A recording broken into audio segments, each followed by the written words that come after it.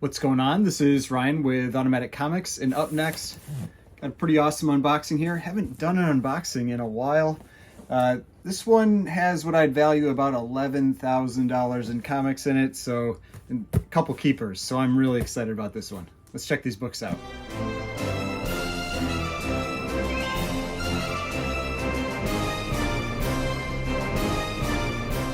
Alright, so before we get started, please remember to hit that like button and hit the subscribe button if you'd like to see more content like this. So like I said in the intro, I haven't really been doing too many unboxings lately, and part of it is because I have a really big one coming up. I'll give like a little teaser to it, but basically, because I didn't end up buying that Suspense Comics number 3 that I talked about in a prior video because of it getting pulled from that Heritage auction, because it ended up that it was a married copy instead of a blue label copy, all that kind of stuff. I had saved up a bunch of money to go after that book, and so I ended up putting all that money towards other books. And so I'm gonna do a video about all of those together. So that's gonna be coming out hopefully pretty soon. I've been waiting for one of those final boxes to come back or to get here, so I can do that video.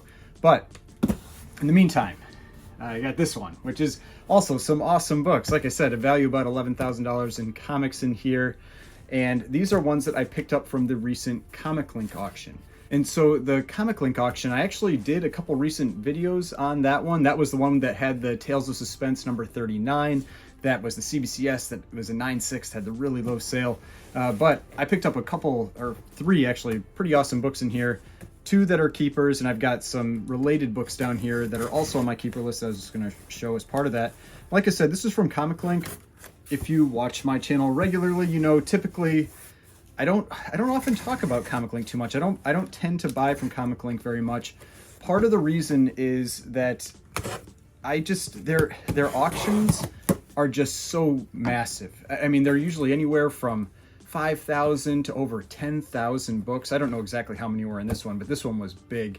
They last multiple days. They just require so much time investment into trying to identify books, look up books, all that I usually don't watch them. But this time I decided I would scan through, look for kind of some more specific titles and try to find some things that maybe would be interesting to me. And then just one of them I actually picked up just on the fly. I was just watching the auction live and I felt like it was going really low, and so I decided to bid on it and ended up winning. But let's check how Comic Link packages these, because like I said, I don't really ever buy from them. So lots of packing peanuts in here, and like I said, there should be 3 books, and it looks like the way that they've got them inside this kind of like padded envelope that was then under all these, these packing peanuts. And I like getting big boxes like this because then I can use those for shipping certain types of books. Like when I sell magazines, the magazines are just a little bigger. They're always a pain to find a box that they fit in. But yeah, let's check this out. So yeah, all right, we got our 3 books in here. Got the invoice. All right, awesome and awesome and awesome. So yeah, all of these are really awesome books. So let's go from the least expensive to the most expensive. Save the most expensive one for the end. The least expensive one is now the oldest comic I have ever had. This one probably not on the keeper list, but it's tempting just because this is so cool. Like, this is so cool.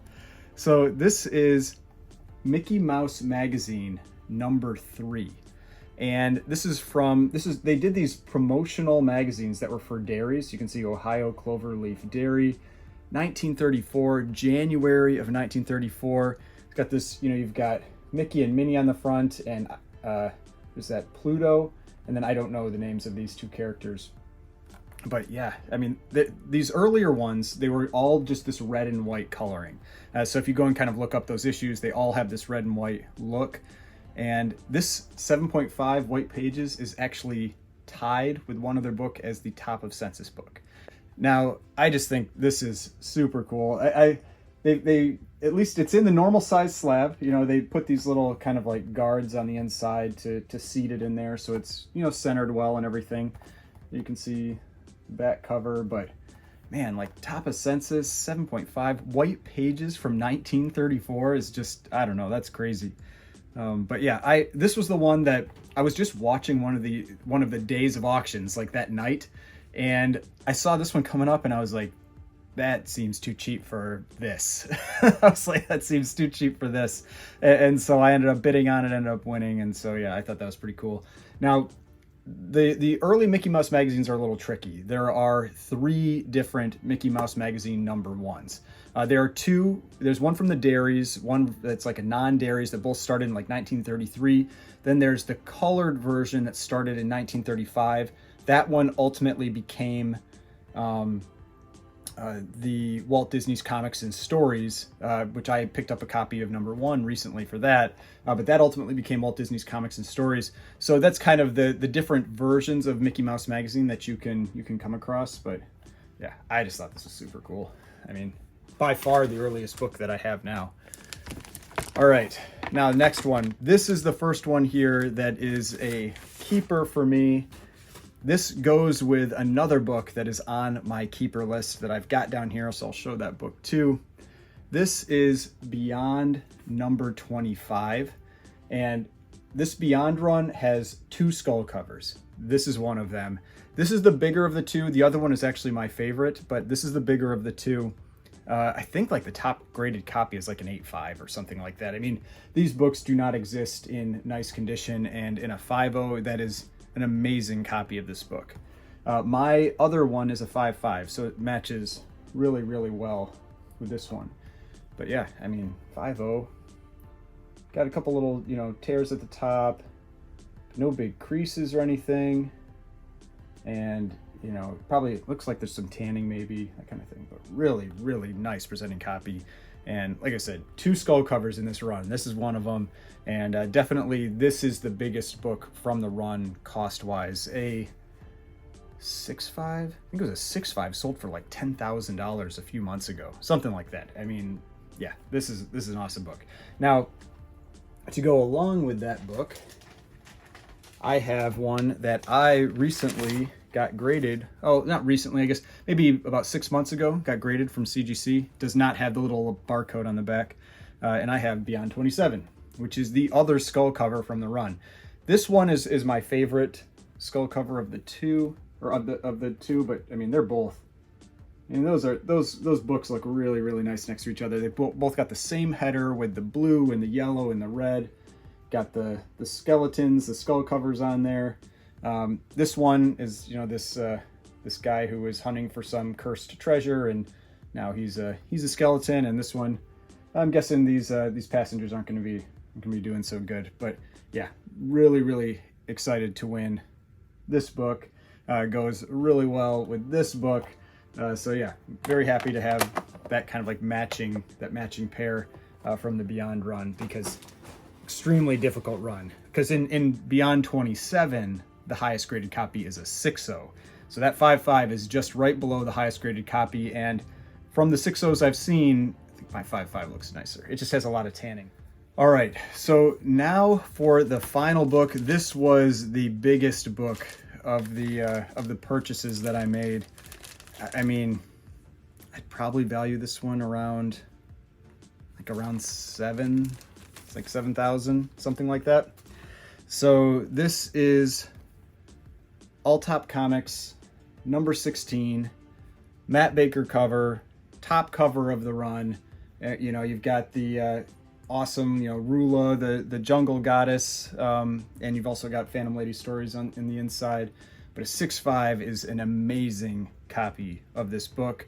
I have tried to win this book in auctions a few times. It does not come up very often, and this was the first time I was able to get one, and I felt like this is an amazing copy. I mean, a 6.5, and yeah, I'm just trying to see. I'm like, it looks like it's been pressed, but there's like little things. I don't think I would ever really want to risk going for a resubmission, but there's things that look like maybe they could be improved, but could they be improved enough that it would end up above a 6.5? And I don't know. These Fox Feature Syndicate books they were made with very low quality materials, and so I don't know. I don't really like messing with them too much if I don't have to. So real happy with the 6.5. I mean, colors are amazing. You've got her battling this, you know, this octopus for some reason in the jungle. And so, but yeah, that's something you'll see every once in a while, that they're, you know, they're battling octopi or whatever you want to call it. But yeah, 6.5. Like I said, I'd value this one around $7,000. This is an awesome book. That is definitely on my keeper list, and it's going pretty high on the keeper list. And the other Matt Baker, I'll leave it in the bag, book that I have that is also on my keeper list is this one right here, 7 Seas number 6. This one, he did 3 of the issues. This is the last issue from this run. He did 3 of the issues. He did 4, 5, and 6. 4 is the most expensive, then 6, then 5.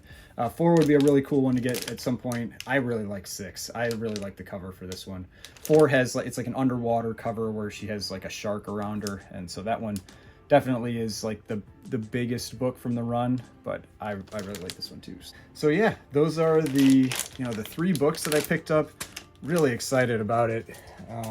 Like I said, this may be the first time I bought from Comic Link. I haven't really used them all that much, but you know, shipping was great. They got the books out pretty quick. I was definitely happy with that. You know, awesome books. This All Top number 16, we got the Beyond number 25, awesome skull cover. I love the skull covers for the pre-code horror stuff.